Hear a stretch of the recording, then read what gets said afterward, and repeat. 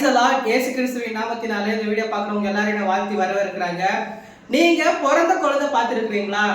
பிறந்த குழந்தைக்கு தாய்ப்பால் எவ்வளோ முக்கியமோ அந்த மாதிரி தான் கர்த்தருடைய வசனம் உங்களுக்கு முக்கியங்க.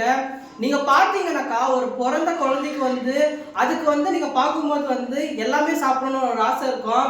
ஆனா அவங்க எதுவுமே கொடுக்க மாட்டாங்க. தாய்ப்பால் தான் இம்பார்ட்டன்ட் சொல்லுவாங்க. அதே போல நீங்க டாக்டர்கிட்ட கூட போய் கேட்டீங்கன்னாக்கா எது ரொம்பவே இம்பார்ட்டன்ட் நீங்க கேட்டீங்கன்னாக்கா இந்த வெஜிடபிள் ஃப்ரூட்ஸ் அதே போல எதுவா இருந்தாலும் சரி தாய்ப்பால் தான் ரொம்பவே இம்பார்ட்டன்ட் டாக்டர் கூட சொல்லுவாங்க. எதுக்கு எப்படி அந்த பால் ரொம்பவே இம்பார்ட்டன்ட்டோ அதே மாதிரி கர்த்தருடைய வசனம் உங்களுக்கு இம்பார்ட்டன்ட் கர்த்தருடைய வார்த்தை சொல்லுது.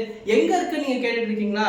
1 பேதுரு 2ஆம் அதிகாரம் 3ஆவது வசனத்துல நீங்கள் வளரும்படிக்கு புதிதாய் பிறந்த குழந்தையை போல திருவசனமாகிய கலங்கம் இல்லாத ஞான பாலின் மேல் வாஞ்சையா இருங்கள்ட்டு வசனம் இருக்குங்க. உங்களுக்கு இப்ப புரிஞ்சிருக்கும்னு நினைக்கிறேங்க. நம்ம வார்த்தைக்கு எப்பவுமே நம்ம இம்பார்ட்டன்ஸ் கொடுக்கறது இல்லை. நம்ம என்ன தெரியுமா செய்வோம்? நீங்க பாத்தீங்கன்னாக்கா சர்ச்சில் கூட நம்ம மெசேஜ் கொடுக்குற டைம்ல சில பேர் தூங்கிட்டு இருப்பாங்க. சில பேருக்கு என்ன டாபிக் எடுத்தாங்கன்னு கூட தெரியவே தெரியாது. நீங்க பாத்தீங்கன்னாக்கா எந்த டாபிக் என்ன கதை நம்ம எல்லாரும் பத்தி நம்ம கத்துக்குன்னு இருக்கணும். எதுக்குன்னு நீங்க கேட்டீங்கன்னாக்கா ஒவ்வொருத்தருடைய வாழ்க்கையிலயும் நம்ம நிறையவே கத்துக்கலாங்க.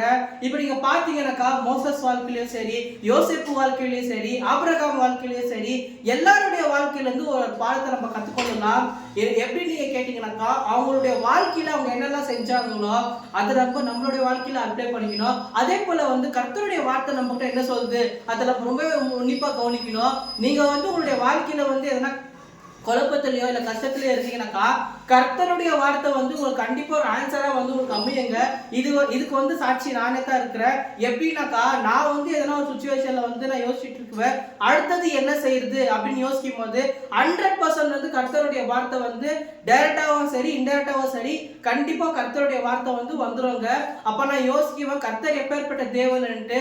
மனுஷர்கள் சொல்றதை நம்புறத விட கர்த்தர் சொல்றதை நம்புங்க. கண்டிப்பா உங்களுடைய வாழ்க்கையில நீங்க மென்மேல உயர போறீங்க. Thank you so much for watching. God bless you.